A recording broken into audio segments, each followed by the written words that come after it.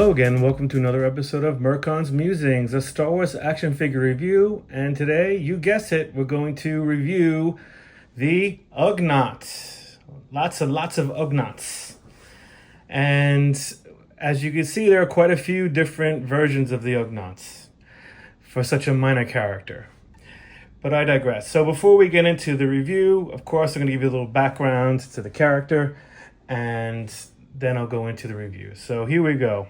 The Ugnaughts evolved on Gentis, a planet located in the Ugnaught sector of the Outer Rim territories. However, throughout history, many were sold into slavery and have been taken to new worlds as indentured servants. By the time the Galactic Empire's blockade of the Ugnaught sector, a few Ugnaught clans still existed on Gentis, and slavers still raided their homes. Out of desperation, the Ugnaughts were forced to hide in the swamps and send out distress signals offering supplies to whoever will rescue them.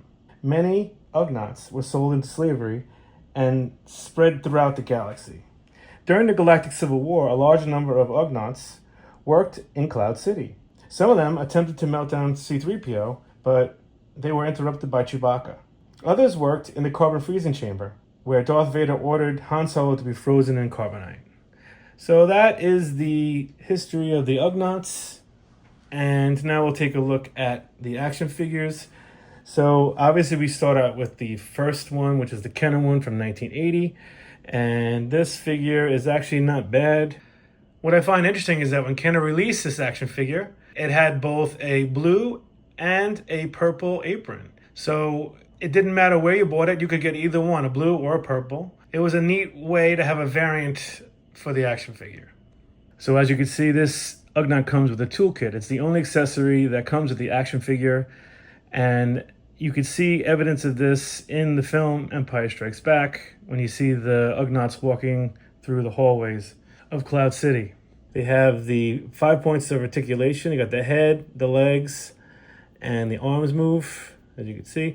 Yeah, the sculpt on this is not bad. I like the fact that it's a smaller sized action figure like the Jawa and the red Snaggletooth. I always liked how they had different heights. And the movies are not very tall, and that's one of the problems I have with these later ones, and I'll get into it when we get to it. But yeah, this is not a bad action figure for Kenner. So the next one I liked it because it's a 2-pack Power of the Force 2 freeze frame, and it came with these two. And, you know, these are typical Power of the Force. The sculpt is pretty damn good, actually, on the Ugnaught. You can see some of his tusks on the face. The thing this most suffers from is the articulation. Although it has the waist, the legs don't move, it's just a block on this guy. And the arms go up and down.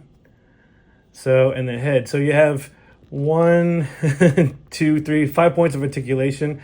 It's not a bad looking figure. I like the size of it. I think the height is the right size, but it's okay. I mean, if you had it in the background somewhere, it would be okay, but not as something in the forefront if you want to display. And then as a second one, this little guy, which I like, he's in a different little outfit, and the sculpt isn't bad. I wish they would have done some, like a wash on his face so you could see some of the detail.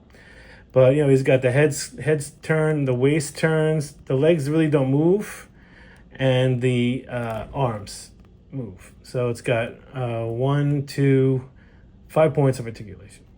I just wish they would have done something better with it, but I like the fact that they threw two Ugnaughts in the same pack. In the Vintage Collection now, they have all those, you know, pack builders like Stormtroopers, Rebel Soldiers.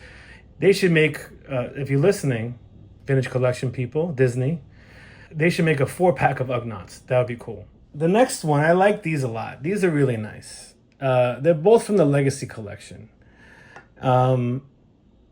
My only complaint with these are the height. I think they should be a little bit smaller. But this is really good stuff. So they came out from the Legacy Collection. The blue one, which came out in 2008, which I kind of like. I like them both. They're both really good, actually. The blue one has got a good head sculpt. I'll get to the articulation in a minute. Like, you could see all the details on his face. He's got a cool looking scowl. This action figure mostly resembles the Ugnaught on the card back of the 1980 Kenner action figure. Got an apron on, see, as you can see. And these are nice. They have insert joints in the elbows, which give them really good articulation. Oh, jeez. Hold on a second. There we go. They have insert joints right in the arms. And he carries his toolbox, which is nice. Just like the original one back from 1980. And, you know, he's got waist articulation, and his legs also have insert joints on the knees. So yeah, this is a really nice action figure for this character. I just wish they were just slightly shorter. I think he's a little bit too big, but it's perfect otherwise. I think the head sculpt is great. I love the articulation. It's a really nice action figure for someone that's really a minor character in the film.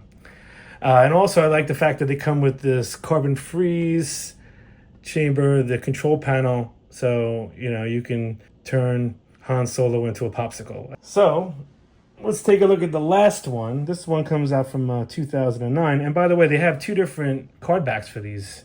It's the same Legacy collection, but they had two different card backs at this point. So this one I think is really cool too. I think it has a better I'm just going to take this away because I already showed you. I think it's got a better sculpt on the face. It looks really good. Like you can see the really nice job they did. I mean, the other one had a great sculpt on the face too, but the details are great. He's got the